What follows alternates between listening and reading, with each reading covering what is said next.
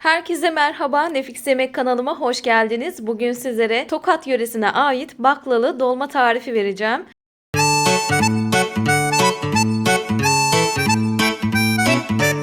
Tarifimde kullanılan malzemeleri açıklama kısmına miktarlarıyla beraber yazarım. Burada tek tek ayrıyeten saymayacağım. Dilerseniz dolmamızın yapımına hemen başlayabiliriz. Sizler de bu sırada videomu beğenip kanalıma abone olursanız çok sevinirim.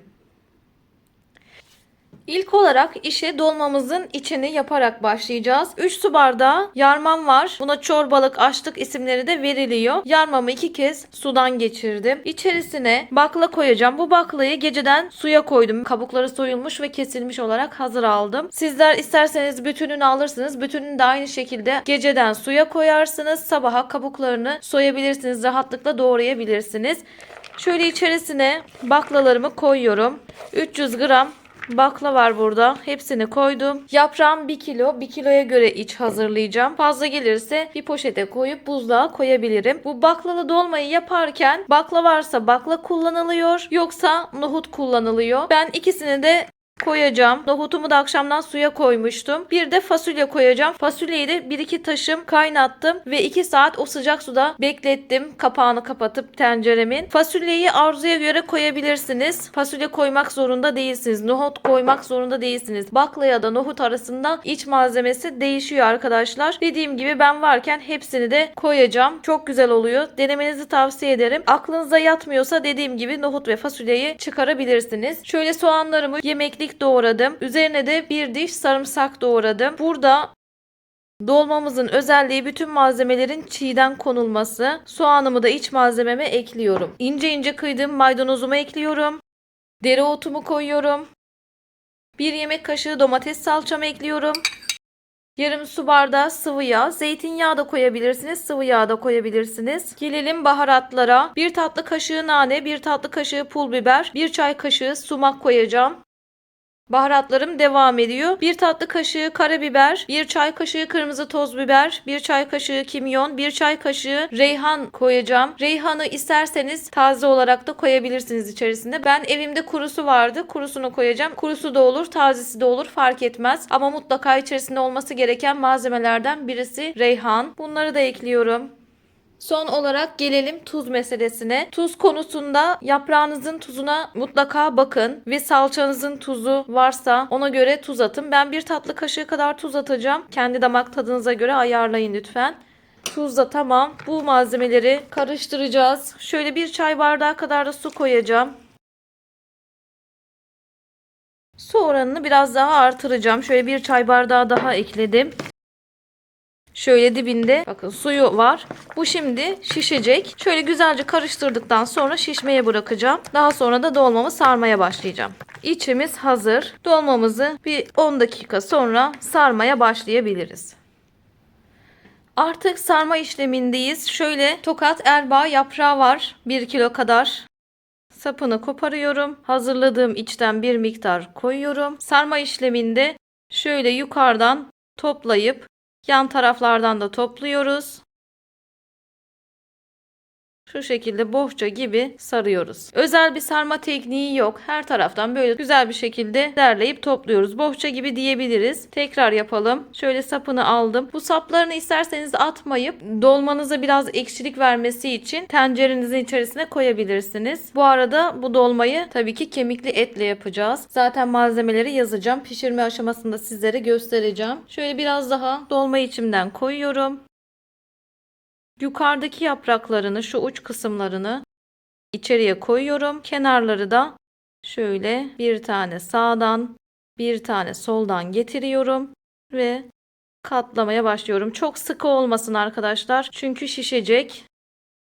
Şu şekilde sarıyoruz. Hemen bir tane daha yapalım. Şöyle açtım. Yaprağın dış kısmını bana dönük koyuyorum. İçerisine dolma içimden bir miktar koyduktan sonra yukarıdaki yapraklarını içeri doğru kıvırıyorum. Ve yan taraftan da bir sağdan bir soldan içeri doğru aldım. Şuradan çok sıkı olmayacak şekilde kıvırıyorum. Bu şekilde bütün yapraklarımızı saralım. Pişme aşamasında tekrardan görüşelim. Dolmamızı pişirmek için kullanacağımız kemikli etlerimizi 1,5 saat kadar normal soğuk suda bekleteceğiz. Her yarım saatte bir de suyunu değiştirelim. Sardığımız dolmalarımızı tenceremize güzelce dizeceğiz. Sardığım dolmalarımın bir kısmını da dolabımın buzluğuna koydum. Bu kadar daha vardı. Bir kısmını da pişireceğim. Pişirirken sıralamamız şu şekilde olacak. İsterseniz tencerenizin alt kısmına yaprak koyabilirsiniz. Koymayabilirsiniz. Sorun olmayacaktır. Birkaç kat yaprakları dizdikten sonra kemikli etlerimi koyuyorum. Bu kemikleri dana ya da kuzu kullanabilirsiniz. Sorun olmayacaktır. İstediğiniz yerinden de kullanabilirsiniz. Hayvanın istediğiniz yerinin kemikli etini kullanabilirsiniz. Yani kemikli et olmazsa da olur ama kemikli olması lezzetini kat kat artıracağı için kemikli et kullanılıyor. Şimdi dolmalarımı dizmeye başlıyorum. Şöyle boşluk çok fazla kalmayacak şekilde dolmalarımızı dizelim.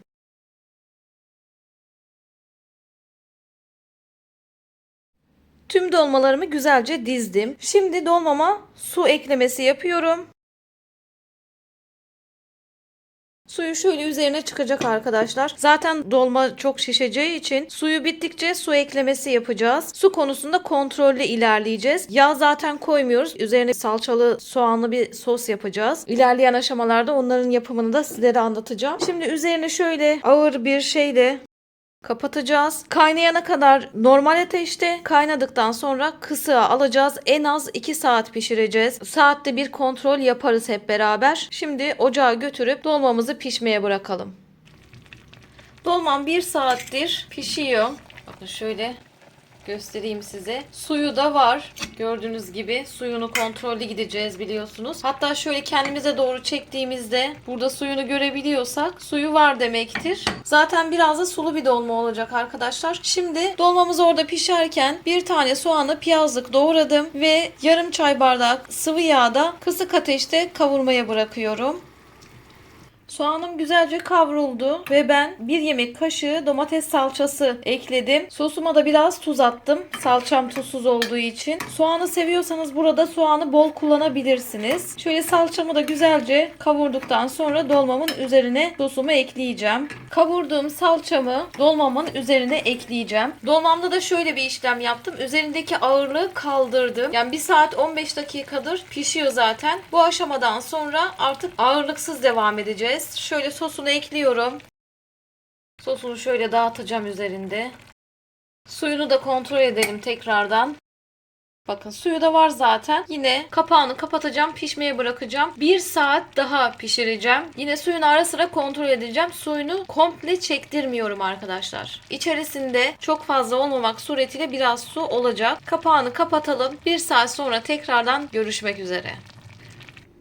Yaklaşık 2 saat 45 dakikadır dolmam pişiyor. İçerisinden bir tane alıp kontrol ettim. İçerisindeki fasulyesi, baklası, nohutu pişmiş mi diye. Çok güzel pişmiş. Tadı gerçekten çok lezzetli. Zaten şu an mutfakta çok güzel kokular var. Şöyle suyunu da size göstermek istiyorum. Bakın birazcık suyu içerisinde var. O başta eklediğim su haricinde hiç su eklemedim. Bu sizin de eklemeyeceğiniz anlamına gelmiyor. Onu söyleyeyim. Suyunu siz kontrol edeceksiniz. Biraz da sulu bırakacaksınız. Bunu da birçok kez söyledim zaten video içerisinde. Şimdi dolmamız birazcık soğusun, dinlensin. Daha sonrasında servise alalım, kapanışımızı yapalım. Tokat usulü baklava dolmamızın yapılışı bu kadardı. Sizler de beğendiyseniz videoma like atıp kanalıma abone olursanız çok sevinirim. Herkese afiyet olsun. Bir sonraki tarifte görüşmek üzere. Hoşça kalın.